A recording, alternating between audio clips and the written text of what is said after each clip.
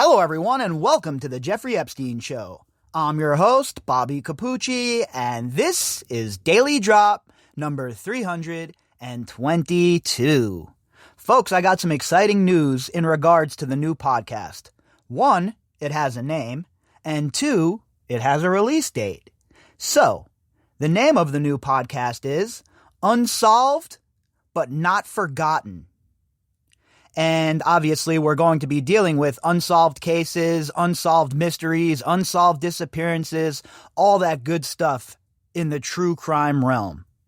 And our first article, our first topic is going to be the West Mesa Bone Collector. And the first episode will drop on October 30th to get your Halloween weekend kicked off in the right direction. You want to talk about spooky? You want to talk about scary? You want to talk about an absolute maniac? Well, my friends, that is exactly what we're going to be getting into when we discuss the West Mesa Bone Collector. I'm pumped. I hope you are too. It's going to be a fun run. And also, if there are some unsolved cases that you would like me to look into, cases that interest you or that you find interesting or have crazy twists, stuff like that, shoot them over to me. And I'll take a look at them and maybe I'll run them through the show, because there are so many of these unsolved murders, unsolved disappearances that are intriguing and downright terrifying. We're also going to be exploring some of the people who have went missing in the wilderness, people who have been on adventures and went missing, etc., etc. So you definitely don't want to miss this new podcast. It's going to be a lot of fun.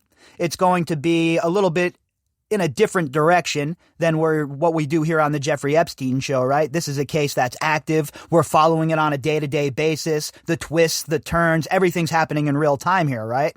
Whereas on the other show, it's going to be more of a look into circumstances, a look into some of the suspects. And most importantly, when it comes to these unsolved murders, these unsolved disappearances, a look into the people who went missing.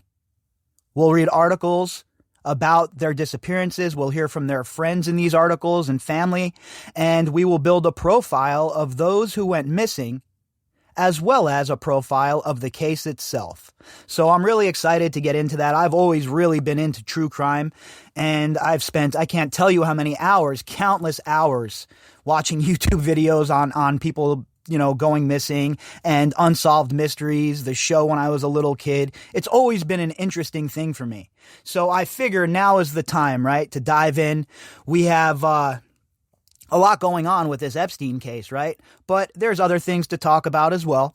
And I've had a lot of people send me emails and ask me to talk about other topics on other podcasts. But up until this point, I have been so focused on the Epstein podcast, on what's going on in this case and following it, that I haven't had the time to really dive in to get this other podcast going in the direction I wanted it to. I've had time to mess around with it, right? And I got a couple of episodes done, a few beta episodes done.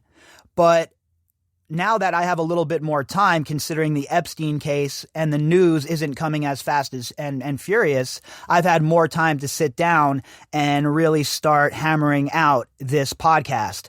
And I'm really pumped to announce that October 30th is the day. So mark it on your calendars, folks. We're going to kick off the Halloween weekend with an exploration into the West Mesa Bone Collector. Now, for our article today, we're going to jump back into the FinCEN files, folks, and we're going to read an article from Martin Kenny over at the FCPA blog. If you're not familiar with the FCPA blog, it's a blog that deals with white-collar crime, enforcement, and compliance. So basically, all of the stuff in the FinCEN files. It's another one that you might want to bookmark if you're interested in this sort of thing. Martin Kenny has good commentary usually, and he definitely knows what he's talking about. So let's jump into this article by Martin Kenny and see what's what. Are the FinCEN files the most devastating leaks so far? That's the headline. And the article, like I said, is by Martin Kenny. The recent news that U.S. FinCEN records have been leaked to journalists from the ICIJ, BBC, and BuzzFeed News surprised me much more than their predecessor revelations, the Panama and Paradise Papers. Now, I've talked about the Panama Papers, and they're very significant. What they uncovered and what they showed the world was very eye-opening. At some point, I might have to dive into those as well. If we have some time moving forward in the case and we have another lull, then maybe I'll dive into that as well, because the Panama Papers give you another look behind the curtain at what these scuzzbags are about, what these financial institutions are up to, and how the richest amongst us are parking their money in these offshore, basically just money laundering factories, so they don't have to pay their fair share. While me and you, if we don't pay our taxes, forget it. The taxman's at the door. The taxman has his hand in our pocket. The taxman's at your bank. But these scumbags can get away with it and then use that money for to proliferate crimes like Jeffrey Epstein's criminal enterprise? Sorry, I'm not having it no more, folks. I'm not okay with it. I'm not going to accept it, and I'm not going to shut up about it. The reason for my raised eyebrows was the Panama and Paradise Papers came to light via 2 offshore law firms, a fact that should not be too surprising, given that such firms are likely considered fair game by those who would out them. And look, this is a whole different ballgame here, right? We're talking about a consortium of investigative journalists, my kind of people, the kind of people that aren't okay with just accepting the answers and the narrative from places like the financial sector. We need people like this, hard-charging people, fearless, who are asking questions from an unbiased place. Does everything have to be to advance your political gains? Does everything have to be a cudgel to hit the so-called other side over the head with? Of course it doesn't. But people are so wrapped up in the rage porn that the legacy media is dumping on them and gaslighting them with on a regular basis that they truly think it's their neighbors who are the enemy. Your neighbor is not your enemy, okay? These people are our enemies. These banksters. These people who facilitate Jeffrey Epstein's disgusting behavior. And all of the nonsensical morons surrounding them. Those are our enemies, folks, okay? While the Panama Papers were pure dynamite in that they pointed the finger at a number of persons engaged in tax evasion, corruption, and money laundering, the Paradise Papers were full of tittle-tattle about sports, film, TV stars, and politicians engaged in tax avoidance. Very important stuff, in my opinion, right? We have to... Look, how long are we going to have 2 separate tiers of justice? I am tired of it. I am tired of average folks like you and I paying the price, while these people have no repercussions no matter what they do. And this is the time, folks. People are truly angry, but their anger is being farmed and harvested by bad people. And it's being directed in the wrong place. And you see the result. You just go take a look at Twitter. Go take a look at any of your social media platforms and see how your people who have been lifelong friends are at each other's throats. All because of the bullshit rage porn pumped out by all of the major news networks 24 hours a day. You're being inundated by that shit. That oblong box in the corner of your room is ruining your life, folks. Turn it off. Go outside. Have a walk. Talk to your neighbors. Talk to your friends. Rekindle that shit. Don't let politics and this bullshit get in the way, because that is what they want. If you're busy hating me and I'm busy hating you, who's going to hold these assholes responsible? Nobody. And that is how it's always been. But after 6 months of being locked in your homes, 6 months of being basically told where you can and cannot go, don't you see it's all about power? Don't you understand yet? The FinCEN, Financial Crimes Enforcement Network, leaks are different. Why? Because FinCEN is perhaps one of the most powerful bodies involved in regulating financial services and anti-money laundering anywhere. Its ability to monitor financial transactions has never been widely questioned before, until now. Look, we've never really had any conversations about this. I never once sat in a meeting at work, an operations meeting at work when I was working in the financial sector for Cantor Gaming, and talked about SARS and the FinCEN database. It was always just something, like I always told you, it's a cover your ass situation, right? It was never something that they really cared about. Give me a break. I know for a fact that my company never really cared. All you have to do is go and look at all of the financial regulation missteps we've made when the company was active. It's an absolute joke. The compliance departments are an absolute joke. The FinCEN files, as they're being called, paint a far from rosy picture, particularly of the banks. Among the worst culprits are banks based in the UK. I have called the UK into question on many levels over its anti-money laundering strategy. Yeah, well, what do you expect when you have Jess effin' Staley as the bigwig over at Barclays, the biggest banking institution in London? What do you expect's gonna happen? This guy needs to go. He cannot be involved in the banking sector. He can't be involved with Barclays. He shouldn't be involved in running a lemonade stand until he answers for his relationship with Jeffrey Epstein. Now, that doesn't mean I think that this guy should just be put on the crucifix and crucified here. We have a lot of circumstantial evidence that Jess Staley played a huge role in Jeffrey Epstein's financial life. And if we have all of this circumstantial evidence, and regulators in England are even looking at him, what do you think the prosecution has? So why is Jess Staley still in the position that he's in? I have pointed the finger at its model for regulating companies due to the paucity of KYC and the due diligence conducted to identify ultimate beneficial owners, UBOs, both at the point of formation and administration, at both company house and with underlying formation agents. Basically, they want he's saying that the beneficial owners, the people who are benefiting from all of this, need to be outed, need to be in the public sphere. There is way too much secrecy in the banking sector, and especially in the UK. And let's remember, it all started in the UK, right? There, the financial sector in London was around long before Wall Street. So a lot of the behaviors you see on Wall Street were co-opted from the original scuzzbags over in London.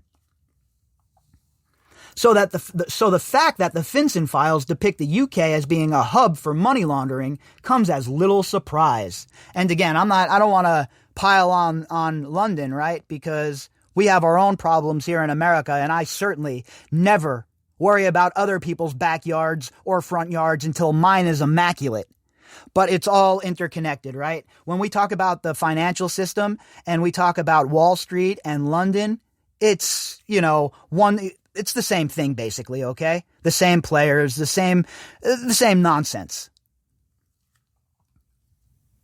The ICIJ, International Consortium of Investigative Journalists, have stated that the UK has 3,000 companies implicated in the leaked files, more than any other country. The files have revealed U.S. suspicious activity reports totaling in the vicinity of $2 trillion in transactions. And that doesn't shock me one bit. I had a player from England when I worked at the sportsbook, a big time whale. Bet big money on games, $150,000, $200,000 per game. Well, he was from England, came from money. Long story short, he ended up getting busted for money laundering. Yeah. And you see it a lot with these kinds of people. They think they can get away with anything. These big players, these big banking types. And I've seen a ton of them come through my room in Vegas from London. There's been a bunch of them, but don't get it twisted. Do not get it twisted. Wall Street is the absolute worst of the festering sores that must be addressed.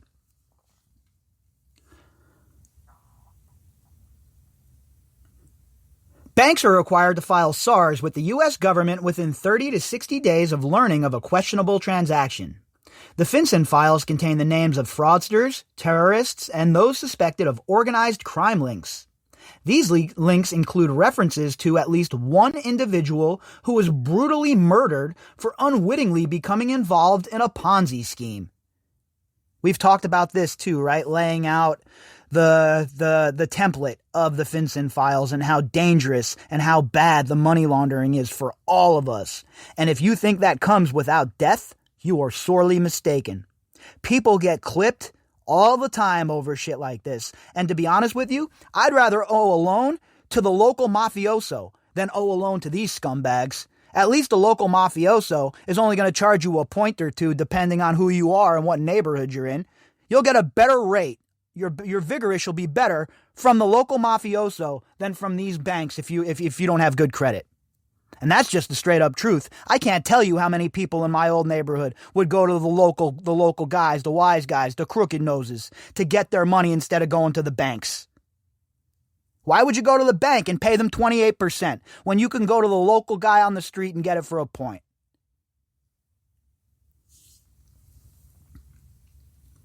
The banks mentioned in these leaks include household names such as HSBC, Barclays, Standard Chartered, and JP Morgan. The plethora of SARs obtained by the ICIJ is still subject to research, but there appears to be instances where banks have identified adverse issues, reported them via a SAR, but continue to conduct business with the individual or entity that raised their suspicion. I have done the same thing at my sportsbook. Not me personally, but our sportsbook has done the same thing when I worked there. We've put in a SAR on someone and still conducted business with them. So why wouldn't the banks be doing the same thing? You see, folks, it's all a game. It is all a game. They never expected this shit to be out in the public. They never expected people to be locked in their homes for 6 months. Well, now it's time for their chickens to come home to roost, and they don't like it. They don't like it one bit. But the tables have now turned. All of these elites who had their money parked elsewhere, all of these so-called members of polite society, it's their time to be on their heels. It's their time to understand that they don't run this world. Here's the problem. For some members of the financial services world, a SAR is seen as a get-out-of-jail-free card. In the United States alone, FinCEN receives in the region of 3 million SARs per year. There is no way that FinCEN or any other agency can be expected to review critically and thoroughly this number of alerts. The banks know this, and some are using it to their advantage. Of course, cover your ass. CYA, baby. That should be the mantra of every boardroom in the world. CYA, that's all that matters. Cover your ass. And I seen it firsthand working for Canner, folks.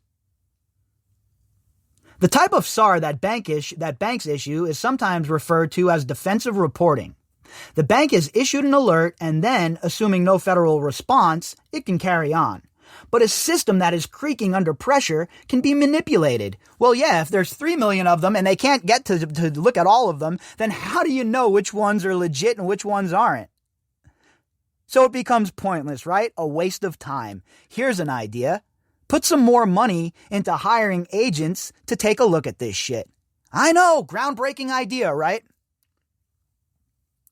The BBC documentary series Panorama ran an expose off the back of the FinCEN leaks, claiming that Russian oligarchs in particular were exploiting London's financial services systems.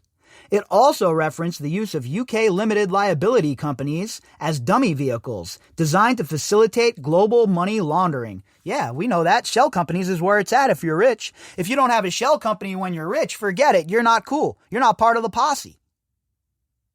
Every last one of these shell companies needs to be looked at. I am so tired of these people. I mean, I am sick of our so-called ruling class.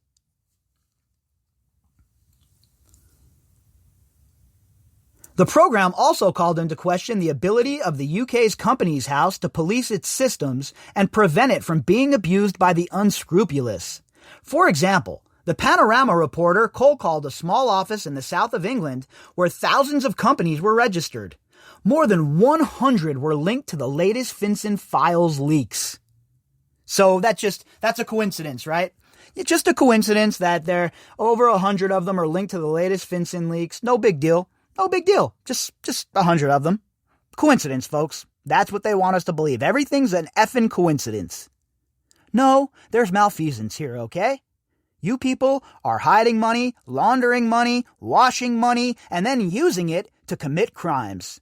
If any one of us did that, we would all be caught up in a RICO case. Yet you scumbags are still floating around like a turd. I just don't get it.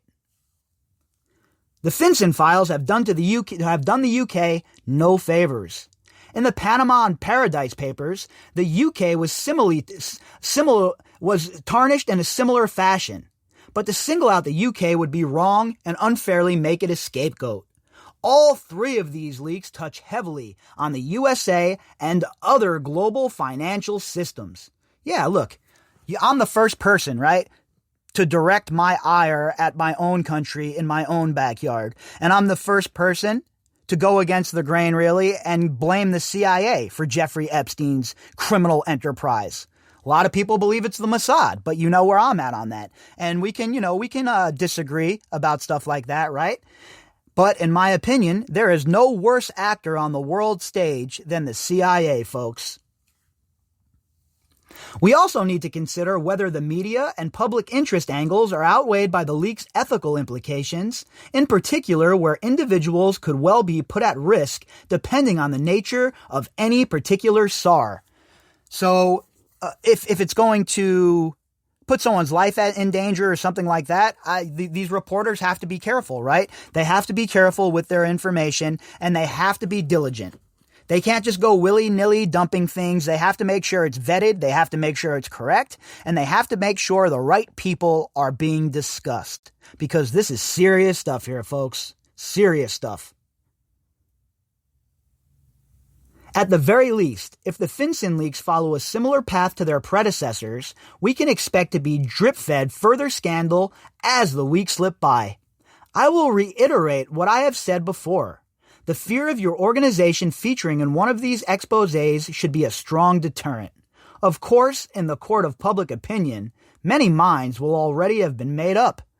Look, I know my mind's made up. I have seen enough. I have seen enough evidence from the financial sector to know that my best interest is not what they are about. They don't care about me, they don't care about you, and they do not care about our loved ones. The banks aren't your friends, folks, and it's just amazing to me that more people aren't hip to what's going on. We could talk about the symptoms to the disease all day, right? But unless we confront the disease itself, the symptoms will persist. The symptoms will return. And from where I'm sitting, folks, from my perspective, there is no bigger cancer than the financial sector, and it must be dealt with. If you'd like to contact me, you can do that at Bobbycapucci@protonmail.com. That's BOBBYCAPUCCI @protonmail.com. You can find me on Twitter at BOBBY_CAPUCCI. All of the links that go with this episode can be found in the description box. And if you're sending me email, remember, and I haven't gotten back to you, there's a ton of emails right now and I'm doing my best, but go to the Facebook page, leave a message there, leave a comment, and I should be able to see it there, right? It shouldn't be buried. So if you have a need or a want or a question and you can't get a hold of me via email, then jump onto that Facebook page and I will answer whatever questions you have for me. All right, everybody. I hope you all have a fantastic day.